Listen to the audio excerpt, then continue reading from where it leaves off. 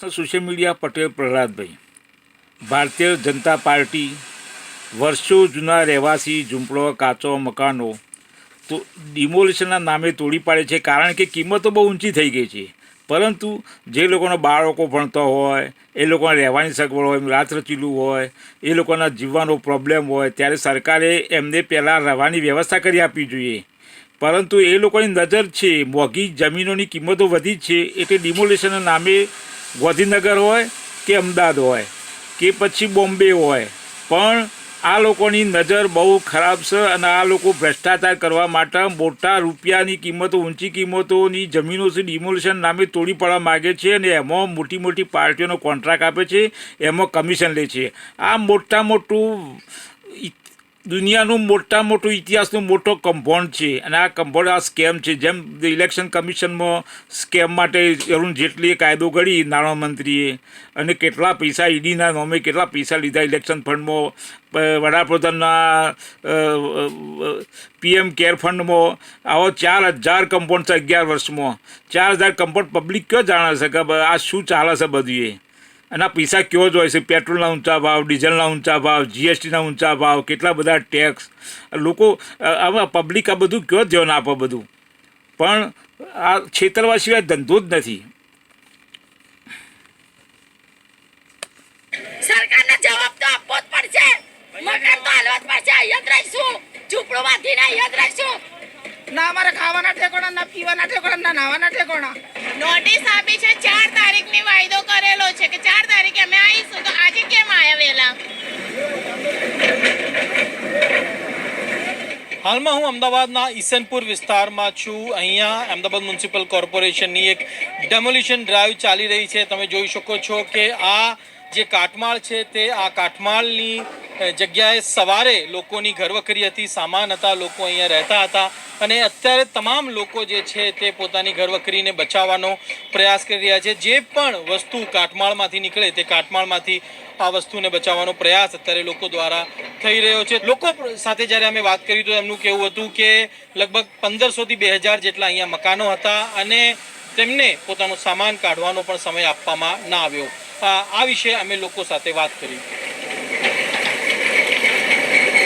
અમે લાવવું જ છે ભાડું અમારે તો, અને 60-70 વર્ષથી અમારા આહારની રહેશે તો. ના અમારે ખાવાના ઠેકોણા, ના પીવાના ઠેકોણા, ના નાવાના ઠેકોણા. અમારા મકાન જો પાડે તો હમણાં મકાન આપો. અમારે જવું ક્યાં? આટલા જે કેટલા 60-65 વર્ષથી અહીંયા રહે છે, અમારે ક્યાં જવું અત્યારે? હમણાં રહેવાનું ના મેલું, ખાવાનું ના મેલું. અમારો પરિવાર 25 પરિવાર છે તો અમે ગયા ત્યાં સામાન બધું દબાવી દીધું. અમારે ક્યાં જવું? છોકરા નાના ભણો, ક્યાં ભણવા લઈ જવાના અત્યારે? નાના છોકરાનું ના વિચારું, 4 મહિના એના કાઢવા દીધા. અત્યારે જઈ સ્કૂલ અમને એડમિશન આપો, તમે છોકરા મૂકીએ. અમારું છોકરાનું ભણવાનું બગાડ્યું. જ્યાં લઈને જવાનું અત્યારે અમે મકાન માંગ્યું હતું, મકાન આપો અને તોડો તો પોલીસની બીક બતાવી, પોલીસની ફોજ ઉતારી દીધી. 60 વર્ષથી એમાં દાદાને બધા રહેતા હતા. ગ્રામ પંચાયતની હતું ને પહોંચ, મ્યુનિસિપાલિટી નહોતું, આપણે ત્યાંની પહોંચો હ બરોબર. ગ્રામ પંચાયત આપણે માધુભાઈ ઠાકોર સરપંચ હતા, ત્યાંની સામે ઘર આપ્યા વગર તોડી નાખ્યું. ક્યાં જઈએ અમે? 10-5 વર્ષ પહેલા વિકાસ કર્યો, શું વિકાસ કર્યો? તોડીને દુકાનો તોડી નાખી બધી પબ્લિકની. શું વિકાસ કર્યો આ લોકોએ? બતાવો ને.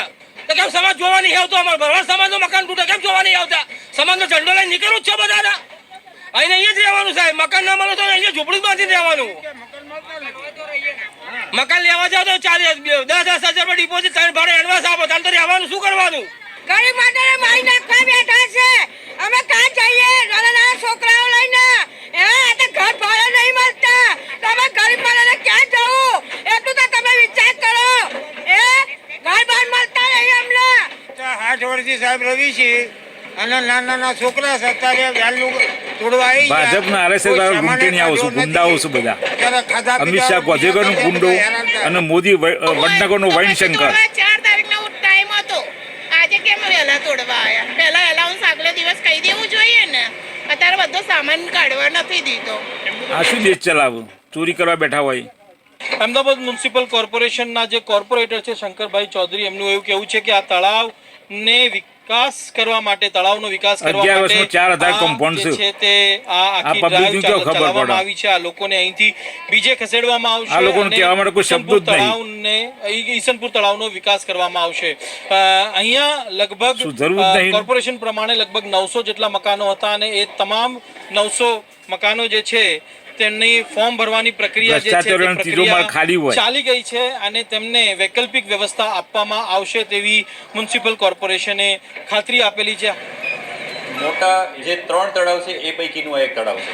ત્રીજા નંબરનું તળાવ ગણી શકાય, જેનો વિસ્તાર છે 96,000 સ્ક્વેર મીટર. તમને ખૂબ જ આશ્ચર્ય થશે કે આ 96,000 સ્ક્વેર મીટરનું જે તળાવ છે એમાં 1/3 ભાગમાં એન્ક્રોચમેન્ટ હતું. વૈકલ્પિક આવાસની જોગવાઈ છે. સરકારે પણ અમને એવું કીધું છે કે આપણે આપણા જ તળાવમાં રહેતા લોકો હોય એને આપણે વૈકલ્પિક આવાસ આપશું અને સાથે સાથે વિકાસના કામ પણ કરશું. વિકાસના નામમાં ચલી જવાનું, બધા આખલા છે ને ચલી જાય છે બધું.